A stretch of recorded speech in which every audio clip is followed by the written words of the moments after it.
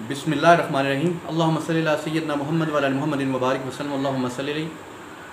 उस ज़ात पाक के बबरकत नाम से जो दिलों में जन्म लेने वाले नेक पुरखुलूस और पाकीज़ा जज्बात का मालिक है। अस्सलाम वालेकुम नाज़रीन, ताहिर जंजू आपसे मुखातिब हूँ। नाज़रीन, आज हम बात करेंगे ख़त्म नबूवत हज़रत मोहम्मद मुस्तफ़ा सल्लल्लाहु अलैहि वसल्लम को। दौर था अबू बकर सदीक खलीफा अव्वल का, एक नबूवत का झूठा दावेदार मुसलमा कज़्ज़ाब, उसने नबूवत का झूठा दावा दायर कर दिया। उसके ख़िलाफ़ हज़रत अबू बकर सदीक ने जंग की, और जंग भी ऐसी जिसमें 1200 सहाबा शहीद हुए। खलीफा अव्वल का खुतबा और खुतबे के तारीख़ी अल्फाज कि अगर मदीने पाक की औरतें बच्चे इनकी लाशों को गिदें नोच के खाएं तो मुझे इसकी परवाह नहीं, जब तक मैं मुसलमा कज़्ज़ाब और इसके हवारियों का ख़ात्मा नहीं कर लेता। ये उनके तारीख़ी अल्फाज से खलीफा अव्वल हज़रत अबू बकर सदीक रज़ी अल्लाह ताला अन्हु थे।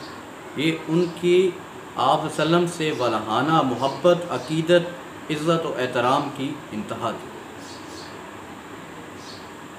और हज़रत अबू बकर सदीक के अलावा उमर ख़त्ताब रज़ी अल्लाह ताला अन्हु के प्यारे भाई इस जंग में दिलेरी से लड़ते हुए शहीद हुए, और जिसका उमर फ़ारूक रज़ी अल्लाह ताला अन्हु को बेहद रंज, गम और मलाल था, लेकिन आप वसल्लम की हुर्मत पे लाखों जाने कुर्बान। एक बाग़ हदीक़ुर रहमान था जिसकी दीवारें किला नुमा थी, और जंग इस कदर शदीद हुई कि उस बाग का नाम हदीक़ुल मौत रख दिया, और उसकी दीवारें किला नुमा बहुत ऊंची थी। बरा बिन मालिक अरब का एक बहुत दलेर जवान था। उसने कहा कि मुझे इस किले के अंदर फेंक दो और मैं उन सबको मार के और इस किले का दरवाज़ा खोल दूँ। उसने दीवार पे चढ़ के ललकारा और किले के अंदर छलांग मारी, और ना सिर्फ उन दुश्मनों से लड़ते हुए, उनको मारते हुए किले का दरवाज़ा खोला, और इस घमसान की जंग में मुसलमानों को फ़तह हासिल हुई, लेकिन 1200 सहाबा शहीद हुए। और आज हम किधर जा रहे हैं? बल्कि थोड़ा और माजी करीब में जाएं। अलामा साहब का दौर है, पाकिस्तान बनने से पहले गाज़ी इल्मुद्दीन शहीद, जिसके बारे में अलामा साहब जैसे बंदे ने कहा, वो लोहारां दा पुत्र बाजी लै गया, असी वेखदे रह गए। और हम किधर जा रहे हैं? पाकिस्तान में इस वक्त कादियानियत अरूज पे जा रही है।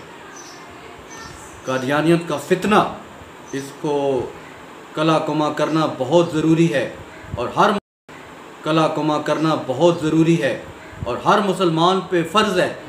आका की नामूस के लिए मर मिटना फ़र्ज़ है हर मुसलमान पे, वरना उसका ईमान ही मुकम्मल नहीं। आका सल्लल्लाहु अलैहि वसल्लम का फरमान है कि जब तक तुम्हें मैं, तुम्हारे माँ बाप, तुम्हारी औलाद, तुम्हारे माल और दौलत, हर चीज़ से ज़्यादा अजीज़ ना हो जाऊँ, तुम्हारा ईमान ही मुकम्मल नहीं होता। हम किधर जा रहे हैं? कादियानियों के बुनाई हुई चीज़ें हम इस्तेमाल कर रहे हैं।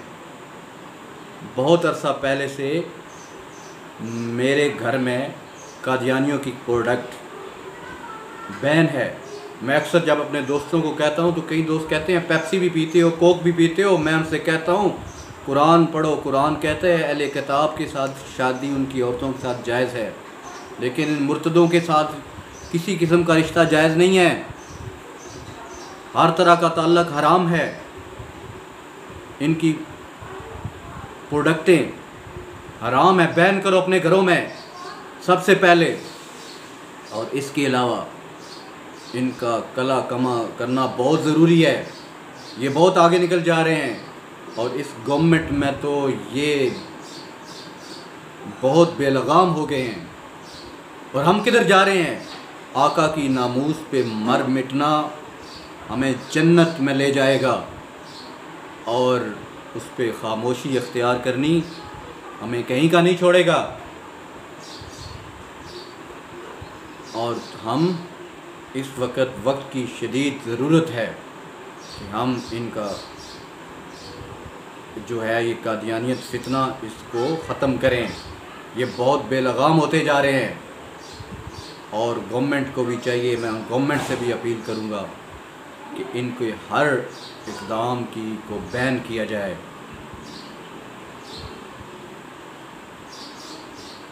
اور